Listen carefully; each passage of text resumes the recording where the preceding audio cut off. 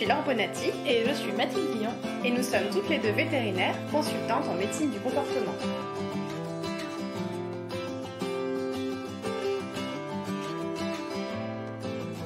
Bienvenue sur Vétologie, le premier podcast francophone consacré à l'éthologie vétérinaire. Aujourd'hui, on se retrouve pour un nouvel épisode consacré aux chats et on va aborder le sujet de la vie en appartement. Cela nous arrive régulièrement de recevoir en consultation des chats qui ont du mal à s'adapter à une vie en milieu confiné. L'histoire classique, c'est le chaton adopté dans une ferme à la campagne et qui vit maintenant dans un 2 pièces, sans accès à l'extérieur. Cela peut faire ressortir des comportements considérés comme gênants pour les humains, même s'ils sont normaux pour le chat. C'est vrai que c'est assez rare de voir des chats qui sortent et vivent à la campagne en consultation de comportement. Bon, pour moi, il y a 2 raisons à ça. La première, c'est qu'on croise beaucoup plus son chat quand il ne sort pas ou peu, donc on remarque davantage de choses. La deuxième, c'est que vivre en milieu confiné, on l'a tous vécu en 2020, c'est une contrainte plus ou moins forte selon les individus. D'autant plus qu'on parle ici d'animaux qui ont des domaines vitaux d'une superficie de plusieurs hectares, voire jusqu'à 170 hectares pour les domaines vitaux les plus grands. Donc c'est difficile de les imaginer dans un 2 pièces quand on sait ça. En plus, ils ont une activité plutôt nocturne, ou du moins crépusculaire, donc ils peuvent vite devenir gênants pour les humains. En fait, l'histoire de la domestication du chat par rapport à celle du chien est assez particulière, dans le sens où le chat s'est a priori domestiqué tout seul. Les humains ont commencé à stocker des céréales, ce qui a attiré les rongeurs et ensuite les chats. Et nos ancêtres ont profité du fait que les chats nous débarrassaient des rongeurs. Le rapprochement s'est fait comme ça.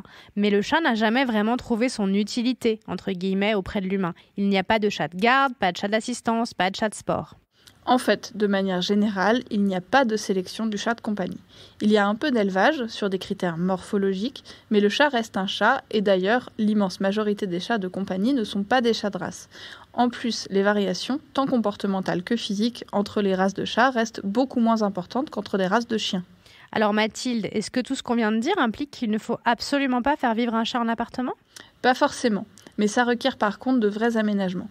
Une des phrases qui peut m'inquiéter, c'est quand les propriétaires me disent « on voulait un chien, mais on n'avait pas de temps à lui consacrer, alors à la place on a pris un chat ». Un chat qui vit en appartement, ça demande quand même qu'on lui consacre du temps et de l'énergie. Oui, il faut bien garder à l'esprit que lorsque l'on vit avec un chat confiné, l'humain est la seule chose qui varie vraiment dans l'environnement. Les odeurs, les aménagements, la nourriture sont toujours les mêmes.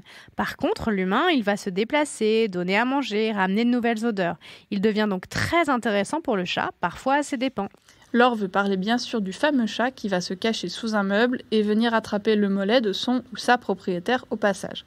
Ça peut devenir très désagréable pour l'humain de vivre avec un chat qui se cache et qui peut les attraper sans prévenir. Ce comportement, c'est de la prédation.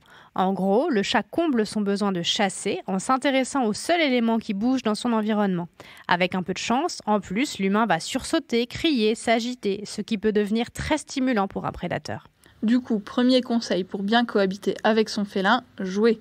C'est pas toujours évident de trouver un jeu qui stimule le chat, surtout sur un chat adulte. Mais il y en a plein de différents. On déconseillera d'utiliser ses mains, que le chat risque de venir chercher à des moments où on n'en a pas forcément envie, et pourra aussi blesser involontairement. Par contre, pas question non plus d'avoir une tonne de jouets qui traînent dans l'appartement. Le chat s'en désintéressera très vite. En gros, quelques cannes à pêche ou plumeaux rangés entre 2 utilisations qu'on sort quand le chat est réveillé et actif. Et pour le temps de jeu, c'est variable. Certains chats peuvent jouer pendant des heures sans se lasser, mais la plupart ne dépasseront pas 10 minutes. Par contre, il faut reproposer de jouer plusieurs fois par jour. Il y a aussi des jouets qui s'animent tout seuls. Des jouets à moteur, par exemple, qui peuvent plaire à certains chats, mais aussi des lasers qui fonctionnent en autonomie. Alors, sur le laser, on peut lire beaucoup de choses sur Internet, et notamment que c'est frustrant pour les chats. Une fois de plus, je pense qu'il faut tester et voir ce qui convient à son animal. Et si on a peur de le frustrer, rien n'empêche de terminer la partie de jeu par une friandise ou même d'en distribuer régulièrement pendant qu'on joue. Ce qui nous ramène à la nourriture. C'est un sujet un peu délicat. D'un côté, on ne voudra pas frustrer le chat. De l'autre, le but n'est pas non plus de se retrouver avec un chat en surpoids, ce qui serait vraiment délétère pour son bien-être. Le must-have du chat en appartement, c'est donc d'avoir un jouet distributeur, parfois appelé gamelle interactive ou puzzle feeder. Ce sont des jeux dans lesquels on cache les croquettes pour que le chat aille les chercher avec sa patte, ou alors des balles à pousser pour faire tomber les croquettes. Ça stimulera l'instinct de chasse de votre chat et ça évitera qu'il ne se goinfre. Évidemment, il faut retirer la gamelle classique et ne pas se laisser attendrir les premiers jours quand votre chat essaiera de vous faire comprendre que les croquettes lui paraissent inaccessibles. Pour ça, on commence toujours par rendre les croquettes très faciles d'accès et on augmente la difficulté graduellement. À terme, vous pourrez essayer même plein de jeux différents pour un milieu toujours plus enrichi. Ah oui Mathilde, on n'a pas défini ce terme. Un enrichissement, c'est une modification de l'environnement ou l'apport de stimuli dans le but d'améliorer le bien-être de l'animal captif en répondant à ses besoins. On a utilisé ce terme dans les zoos initialement, mais le chat d'appartement en a également besoin. On avait d'ailleurs aussi évoqué cette notion dans notre épisode sur les petits mammifères qui développent des stéréotypies quand leur milieu de vie est trop pauvre, pas assez enrichi. Du coup, pour terminer sur le besoin de prédation, il y a aussi toute une partie observation. En gros, permettre au chat l'accès à une fenêtre sécurisée pour éviter qu'il ne se retrouve évidemment en bas. Oui, les chats qui tombent, c'est vraiment une urgence fréquente, notamment en été quand on commence à ouvrir les fenêtres. Et on appelle ça des chats dits parachutistes. Ça peut malheureusement vraiment faire des dégâts. Donc il vaut mieux installer des filets ou des grillages à ces fenêtres si on veut les laisser ouvertes et ça vaut également aussi pour les balcons. Voilà. N'empêche qu'une fois ces précautions prises, pouvoir observer l'extérieur contribuera vraiment au bien-être de votre chat.